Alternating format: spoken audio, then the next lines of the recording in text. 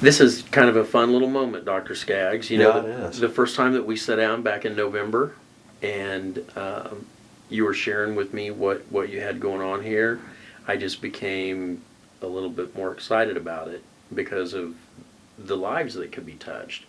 Now we fast forward to here. We are the first week in March. We're moving along in this process, but just me talking, I got to tell you how it's touched me with your son, the interviews that we've done today, Dawson. So those are just tips of the iceberg. Correct. So we got to get the word out. But before we get into that, let's just talk about. Tell me about yourself. I know this is your second career for you. Tell me about you. Why are you here as a chiropractor? Um, Retired from the Santa Fe Railway in 1991.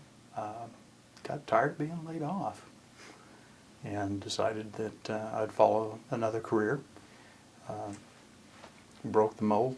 I was fifth generation of my family to work for the railroad, so kind of followed in the health career. And my best friend was my chiropractor in Topeka, and got to doing some looking and started going to night school. And spent 4 years in night school and retired from Santa Fe in 1991. And then a whole new world opened up. A whole new world opened up. So you graduated in 4. 94, Yes. and you moved to Joplin. Bought a practice here, an existing practice here in Joplin. Yes, sir. Okay. And so over all those many years, you've been helping people with wellness and their health, and they've had their own discoveries on the importance of having a well-adjusted spine. But then life changed on a personal level for you. We had a big crisis in our family November 2 years ago. My wife and I came home from helping some friends move into their new home. Barbara found Cale upstairs in his bedroom. No heart rate. He was cyanotic. He was blue, not breathing. She let out the most blood-curdling scream I'd ever heard in my life. I don't want to hear it ever again. We passed on the stairs. She called 911. I attempted to get an airway cleared on Cale. I was able to get back the heart rate, was able to get a heart rate on him. I had difficulty getting the airway cleared. Basically what had happened, Cale had an allergic reaction to medication and had regurgitated while he was laying on his back and had aspirated in and literally was drowning in his own fluids. I worked on Cale for 13 minutes before the EMS got there. It was the longest 13 minutes of my life. They got there. We've got oxygen started on him. We did not know at the time how long Cale had been down when we found him. We did not know the extent of the brain damage that he had incurred. We got him out to St. John's here in Joplin, and the ER physician we had was just phenomenal. The guy was just phenomenal. Couldn't ask for a better physician. Walked us through everything, helped us through everything, got him stabilized, got him upstairs to an ICU. We spent 11 days in ICU here in Joplin, and then we were transferred to Mount Vernon to Missouri Rehab. And we spent 31 days in the ICU out of Missouri Rehab. And tell me about Cale. After this incident happened, the reality of his condition set in. So what motor skills and what condition was he in where you and your wife were like, this is real serious? I mean, what happened? We knew before he was transferred out to Mount Vernon, the CAT scans and the MRI showed that Cale had lost 26% of his white matter, the inner part of his brain. When he did come to, he had trouble recognizing us. He was responsive. I've had the awesome privilege of being able to watch my son learn how to walk and talk for the second time in one lifetime. And yeah, it's been an awesome privilege to be able to see it for a second time. Excuse me. Give me I know what you're wanting. yeah. You know what I need. Thank you. You bet.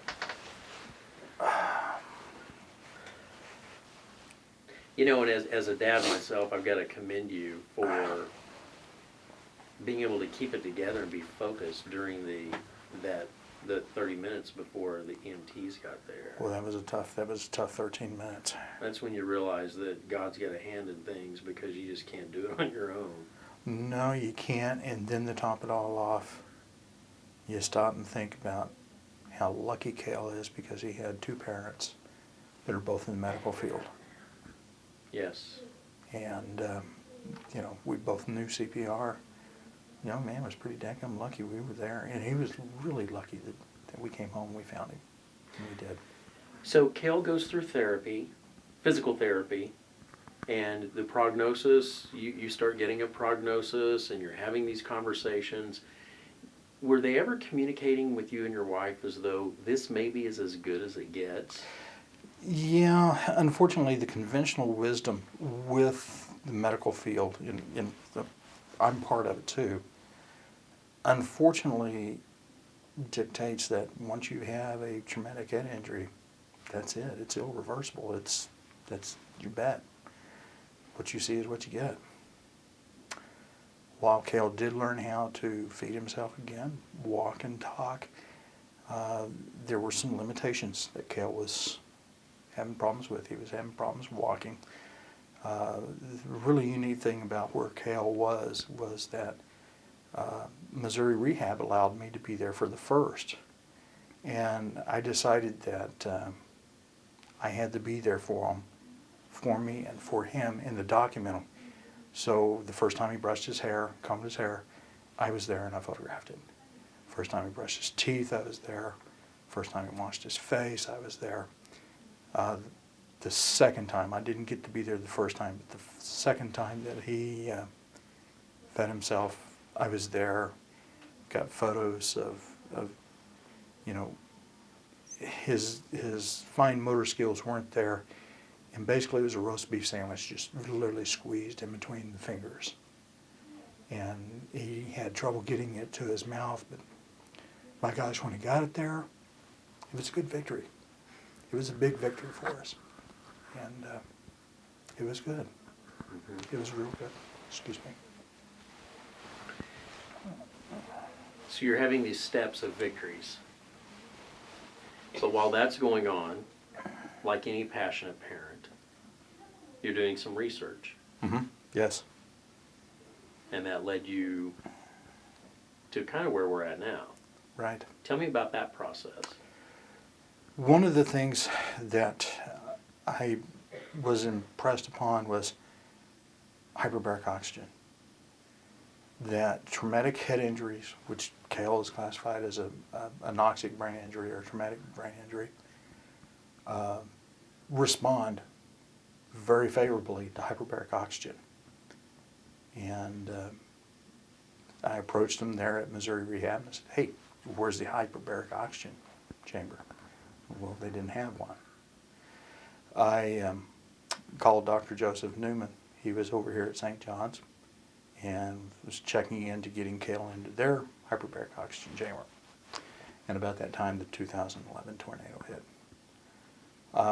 After the tornado, I got very aggressive into checking with our insurance company, see if they would cover hyperbaric oxygen.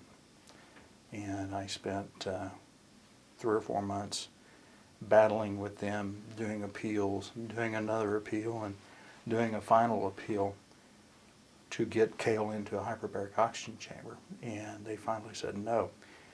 The problem with hyperbaric oxygen chambers in therapy is that there are no phase 2 studies to document how well hyperbaric oxygen treats traumatic head injuries. Henceforth,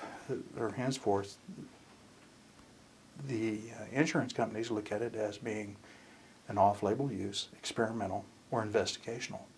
Therefore, they won't cover it because it's not approved by the FDA. So our insurance company would not cover Kale in a hyperbaric oxygen chamber. So what we did is I got to looking at my license. What I found out is underneath the auspice of my license, I can own a hyperbaric oxygen chamber. I can treat people with hyperbaric oxygen.